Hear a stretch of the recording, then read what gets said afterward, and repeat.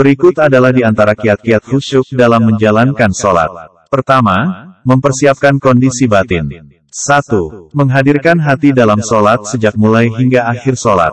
2. Berusaha tafahum, memahami, dan tadabur, menghayati ayat dan doa yang dibacanya sehingga timbul respon positif secara langsung. 3. Selalu mengingat Allah dan betapa sedikitnya kadar syukur kita. 4. Merasakan haibah, keagungan Allah ketika berada di hadapannya, terutama saat sujud. 5. Menggabungkan rasa roja, harap dan khauf, takut dalam kehidupan sehari-hari. 6. Merasakan haya, malu kepada Allah dengan sebenar-benar haya. Untuk bisa khusyuk dalam sholat, maka perlu menghadirkan hati. Menghadirkan hati ini perlu dijaga dalam sholat sejak mulai hingga akhir sholat. 2. Berusaha tafahum, yakni memahami, dan tadabur, yakni menghayati ayat dan doa yang dibacanya, sehingga timbul respon positif secara langsung. Ayat yang mengandung perintah, bertekad untuk melaksanakan. Ayat yang mengandung larangan, bertekad untuk menjauhi. Ayat yang mengandung ancaman, muncul rasa tajud dan berlindung kepada Allah. Ayat yang mengandung kabar gembira, muncul harapan dan memohon kepada Allah. Ayat yang mengandung pertanyaan, memberi jawaban yang tepat. Ayat yang mengandung nasihat, mengambil pelajaran. Ayat yang menjelaskan nikmat, bersyukur dan bertahmid. Ayat yang menjelaskan peristiwa bersejarah, mengambil ibrah dan pelajarannya. 3. Agar sholat kita khusyuk, maka di dalam sholat hendaknya selalu mengingat Allah dan menyadari betapa sedikitnya kadar syukur kita.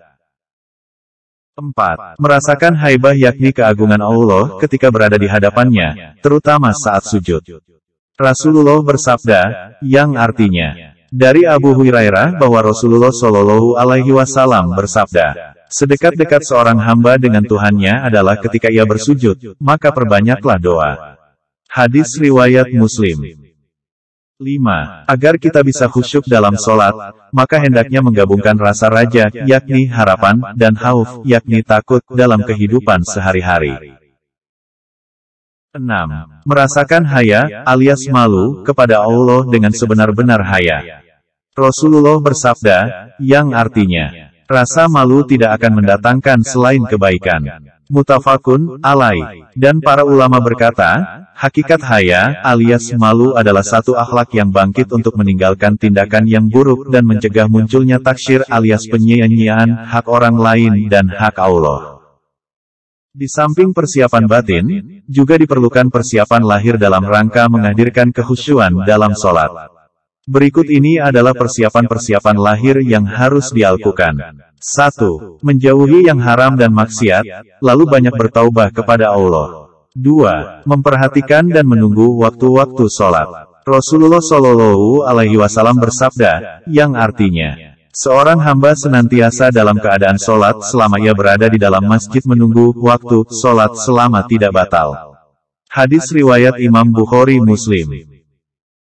3. Berwudu, sebelum datangnya waktu sholat. Sebagaimana sabda Rasulullah Shallallahu Alaihi Wasallam, barang siapa berwudu dengan baik kemudian keluar untuk tujuan sholat, maka orang itu berada dalam sholat selama ia bertujuan menuju sholat. Setiap satu langkahnya ditulis kebaikan dan langkah lainnya dihapus kesalahan. Hadis riwayat Imam Malik. 4. Berjalan ke masjid dengan tenang sambil membaca doa dan zikirnya. Rasulullah bersabda, jika kalian berangkat sholat hendaklah dengan tenang, janganlah kalian berangkat sholat tergesa-gesa, jika kalian mendapatinya sholatlah dan jika ketinggalan maka sempurnakan. Bukhari, Muslim, dan Ahmad. 5. Menempatkan diri pada saf depan. 6. Melakukan sholat sunnah sebelum sholat wajib sebagai pemanasan. 7. Sholat dengan menjaga sunnahnya dan menghindari makruhnya.